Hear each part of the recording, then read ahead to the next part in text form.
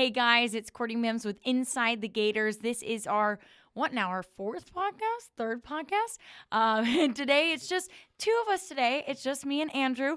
So Joseph, he's not here with us today, but he'll be back next week, hopefully, to talk about the Gators. But we have a huge show today. Again, it's just me and Andrew today.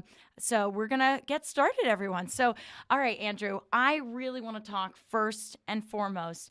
It happened on Monday's presser. Coach Mack made a startling comment. I say startling, but I don't really mean that because Texas A&M's coach, his wife posted on Twitter that horrible note. That was horrible. It was like a few weeks ago, right? So I don't say startling because this is something that if you're in D1, you're coaching, you're going to be susceptible to people being horrible on the internet, people being horrible. You're putting yourself out there. You're a celebrity, basically. It's going to happen, but just unacceptable. I mean, come on. I hate it, but I want to get your thoughts about it because how do you feel, being in that presser? You were in that presser, right? Being in that presser, hearing something like that. Yeah, it was certainly unexpected. This was, kind of late in the press conference. I think it was about, you go back on the transcript, I think it was about minute 16 out of 20, and this wasn't really a question about threats or anything. He just kind of dropped this in on a seemingly innocuous question about kind of dealing with criticism and stuff. And, death threats, that gets everybody's attention. That was shocking. My initial reaction was, how are fans really going this far over the line? And, he implied they were threatening players. But later in the week, especially after the UAA statement, the focus became McElwain because the UAA said he met with the athletic department and he didn't offer details. Yeah. So it changed from the whole conversation changed from our fans threatening players to did McElwain, make this up? Did he over exaggerate something? So it's been a very bizarre week in terms of covering this. Yeah. What are your thoughts on, if he made something like this up, how bad is that going to be? Does that essentially give the UAA a reason to let go of him if they figure out something that he's lying? That was reported. Yeah, it was reported by a Saturday Down South reporter with sources. Said UAA may now could fire him for cause if it turns out he lied about it. It was just a mess. He's looking to move on. Just I was at the press conference tonight just a few minutes ago. He gave what I call his version of an apology. He didn't come out right up and say he apologized. He didn't say the threats weren't true. You kind of have to decipher McElwain speak to figure this stuff out. Oh yeah. But he did say these threats, weren't recently, that they were in the past, what he was talking about. And he pretty much apologized for saying it reflected poorly on the fan base. He realized he still has support of Gator fans and the players do. And it was easy for people to kind of twist these words and just look at the headlines. Oh, of course. And that's, again, like I said, it's what happens when you're a celebrity. You put yourself out there. Right. And especially college coaches. it's unacceptable.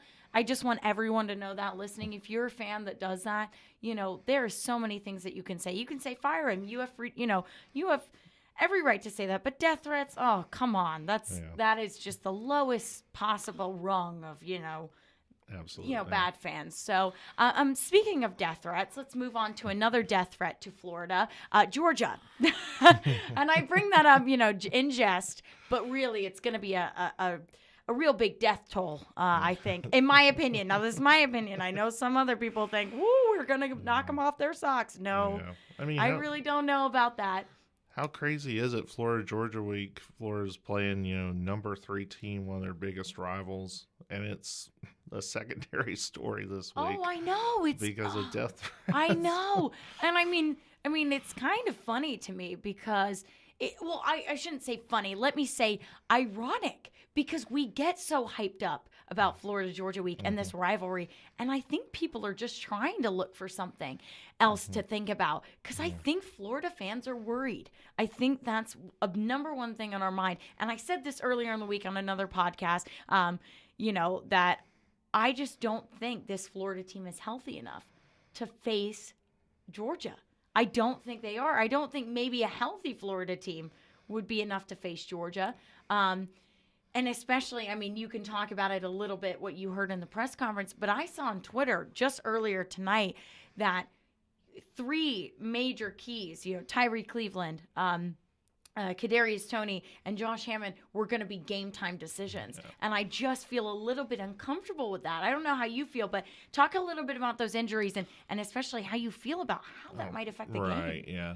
It was interesting at the start of this Wednesday night presser, McElwain did call Cleveland and Toney game time decisions. He was later towards the end kind of pressed on their status, asked for some details, and he said, well, maybe I'd call him probable, which is that's a lot more encouraging. And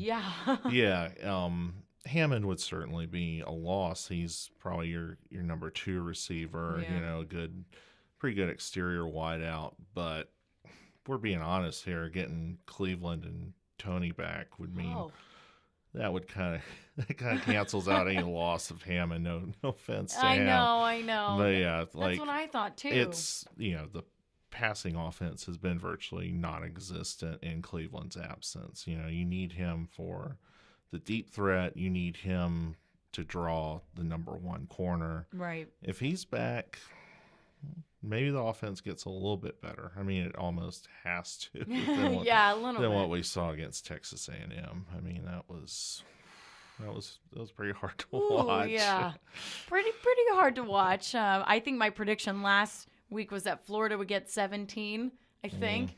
And I was, just want to say a little bit, everyone laughed at me when I said that. And I was like, whew. I predicted in an earlier podcast, don't know if I'm going to still hold this, but Georgia was going to be 45 over us being like 7. And everyone was like, no, not going to happen. I'm like, well, I don't know. If it's not a healthy Florida team, I don't know. But let's go into a little bit more about Georgia as a team, because, I mean, here's what I think. I think I think Georgia they haven't played a team like Florida in the SEC yet. Right. I don't think they've seen our defensive style of play yet. And you can totally argue with me on this one, but I just don't feel we've seen them win. We've seen them do great. We've seen them, seriously show what they can do on the field. But I think we're underestimating what Florida has just a little. And, I don't think they've seen that yet. So I think that'll be interesting to see Saturday how they handle that, how they've prepared for that. I think it's a big question which Florida run defense shows up, against those great backs, Nick Chubb and Sony Michel. The Florida players are bringing up, they've done pretty well recently stopping running backs who are, running kind of between the tackles up the middle. They contained Darius Geis pretty well, Darrell Williams, who was kind of the complimentary back at LSU. They held Travion Williams, Texas A&M's running back, to a low rushing total. So kind of ever since Tennessee's John Kelly ran for 140 yards on them, they've done pretty well containing running backs. Now, mobile quarterbacks have been an issue. Kellen Mond had some runs. Wide receivers who can kind of on jet sweeps and get out to the edge. I think LSU's leading rusher was a wide receiver, Russell Gage, with 52 yards. LSU really spread it around, with mobile quarterbacks and wide receivers, and Geis and Williams were kind of an afterthought almost. It was. Yeah, I don't expect Georgia to really do that. I think it'll be interesting if they can contain Chubb and Michelle. You don't expect them to shut them down, but obviously the strategy here is to make Jake Fromm beat you through the air. Yeah. Freshman quarterback going up against what's been a pretty solid pass defense when they cover. Right. You know, No, I yeah, agree. there's some blown coverages there, but if they actually cover the receiver one-on-one, these guys are good. But They you actually know, cover the receiver. yeah, They actually get him, do their yeah, job. That might be a yeah, that might be a key for them. leave somebody wide open. You're asking for a big play to happen, Exactly. obviously. What do you think some keys are for Florida going into this game? Because I really do think that our offense might have an issue. And they have, well, they definitely will have an issue. Yeah. I take that back. But I think that's what's going to be the big issue in this game, especially. Like you said, freshman quarterback, coming in, how do you feel like those match up? I don't know. Because I think Felipe Franks is almost like super freshman quarterback. Yeah, even though he's the red shirt, right? He's been still there longer. Yeah, Fromm looks more comfortable. that's what I'm saying. A And little bit we've seen at UGA. I know that's super weird to say, and I just feel like there's a little bit of a. You can see one is definitely over the other, but they're Right. almost a similar experience level. Yeah, Right? They've played six games apiece. exactly. So they're probably the exact same experience level, but Fromm just looks more comfortable. Yeah, people talking about that it factor. Yeah. And you can kind of see it with Fromm. Yeah, and I just don't know how.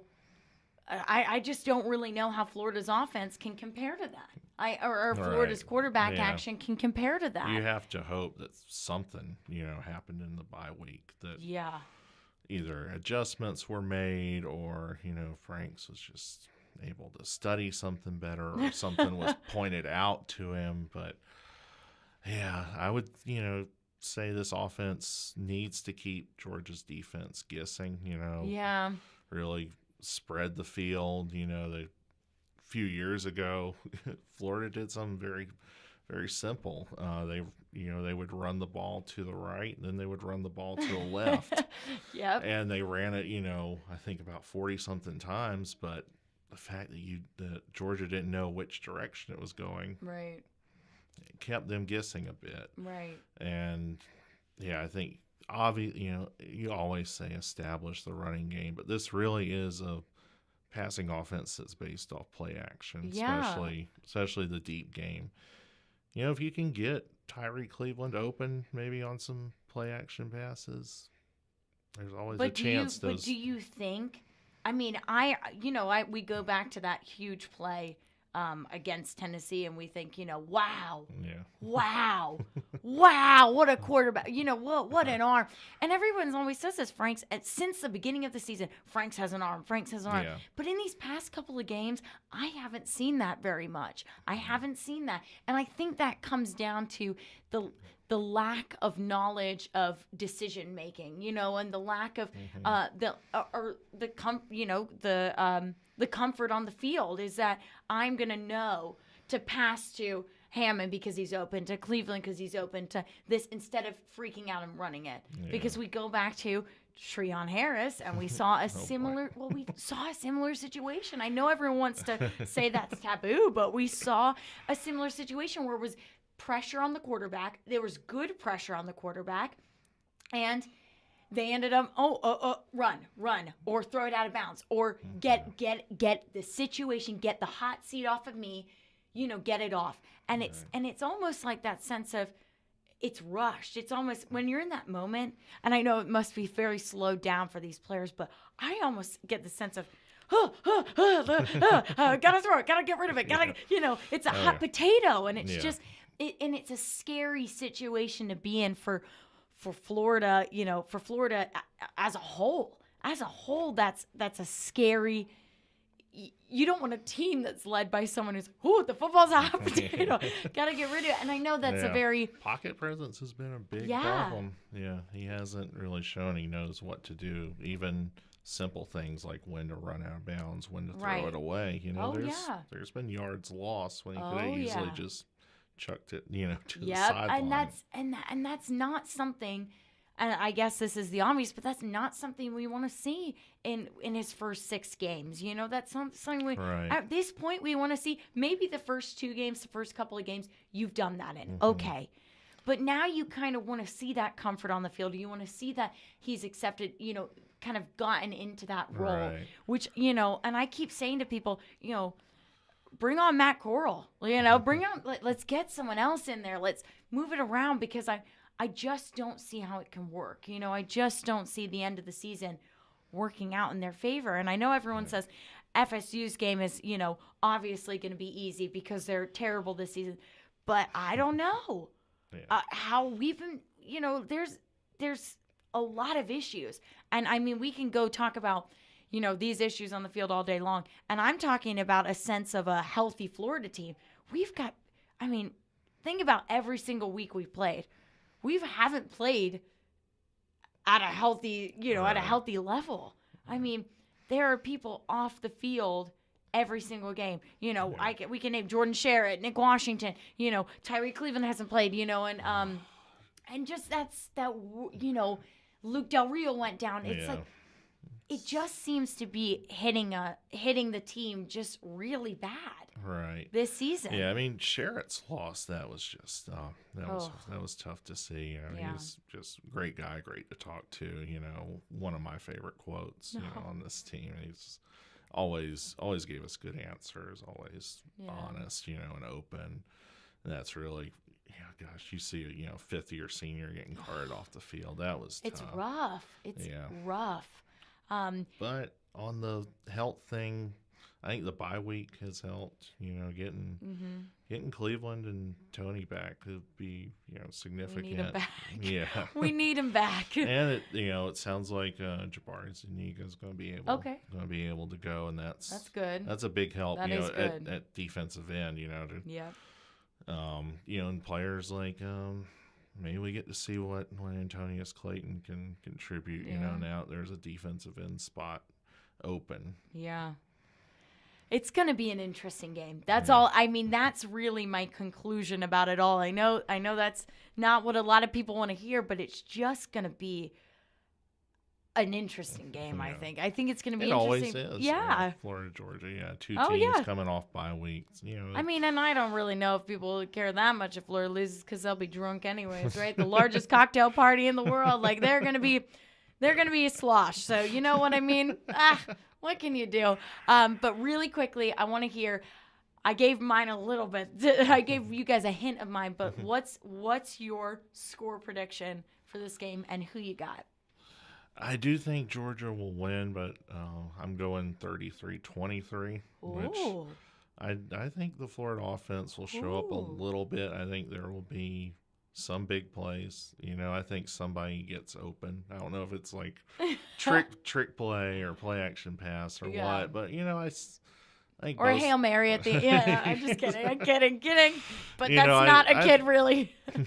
I think there will be some long pass plays and long runs from guys like Malik Davis. Yes. But I do think Georgia will be able to run, and that will wear down the defense. And I think when the defense is worn down, Fromm will be able to make plays for them in their passing game. So I'm going a little higher score than most people. I think most people see, you know, potential defensive slugfest, but Florida-Georgia games just tend to be a little weird, you know, a little different than expected. Well, Josh Hammond said the other day, and I'm not going to get the quote correctly, right? But he said something like, we're going to, or, you know, I believe in the team because we've won the past couple of years against Georgia. Hasn't been able to shut us out the past couple of years. They're not going to be able to do it this time.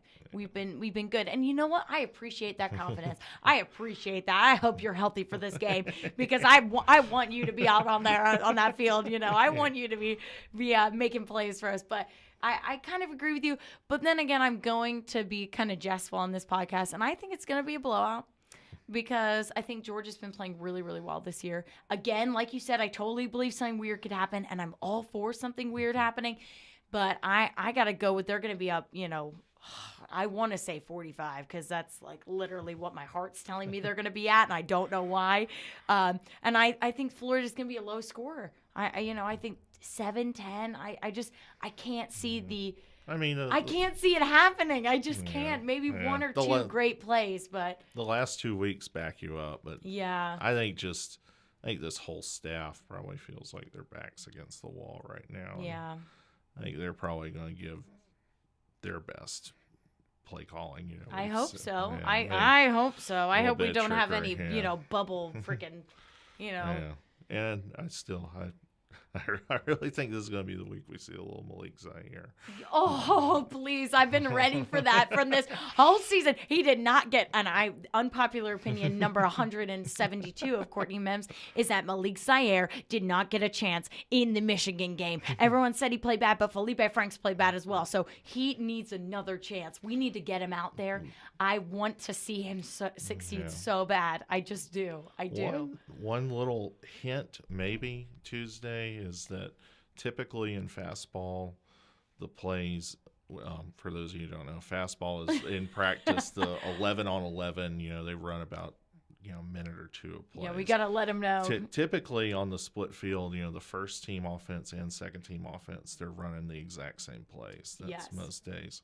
On Tuesday, Zaire was running a zone read package that was distinctly different than what Franks and the first team offense were running. So, yeah, maybe we see him get at least, a zone read package, which I just want to see him have a chance. I just do. I feel like his chance was not enough for that Michigan game. He needs to be out there. I really do think that if they give him a chance, I think some good things can happen. But some others have said could be much worse. Oh, I know. That's what I'm saying. I mean, maybe we get Jake Allen out there. So I know something real crazy, right? We're throwing all the craziness out there. I'm just kidding. But so this was a great podcast this week. I really like this week. Maybe we should have Joseph not here all the time. No, I'm just kidding. I'm kidding, Joseph. Don't hate me for saying that. He's gonna edit that right now. Yeah, he's editing this later, so he's gonna hear that and he's gonna go, I am taking all of her quotes out, and she's gonna sound so bad. If you hear me say like different cut things on this podcast, you'll know it was Joseph. Just mad at me for that. I'm just kidding. But if you want to keep the conversation rolling on Twitter, you can follow us. I'm at Mims Courtney. And what's your Twitter? By Andrew Olson. So we're always here. We're here for you to yell at us. We're here for you to not send death threats to. Please do not do that. I would not appreciate that. I'll send, my dog or my hypothetical dog. It's really a cat after you. So, but really, we love to keep the conversation rolling on Twitter. And if you have anything, let us know. Let us know if you want to hear something that we haven't talked about. Let us know. We love new topics. We want to keep this rolling into basketball season, right? That's what we want to do, right? So, we're basketball school anyway. I know we're a basketball school anyway. No, we're a baseball school anyway, right? No, I'm just kidding. But if you're ready for that Georgia game or not, it's coming Saturday. You can catch it, on TV. But this has been Courtney Mims and Andrew Olson for Inside the Gators. We'll see you all next week.